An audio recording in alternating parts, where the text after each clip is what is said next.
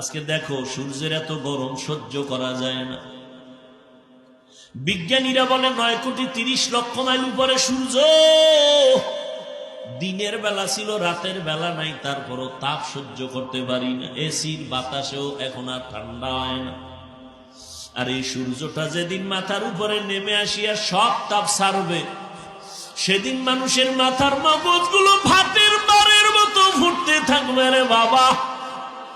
মায়ার নবী বলেন মাথার মগজগুলো টাস টাস করিয়া ফাটিয়া যাবে।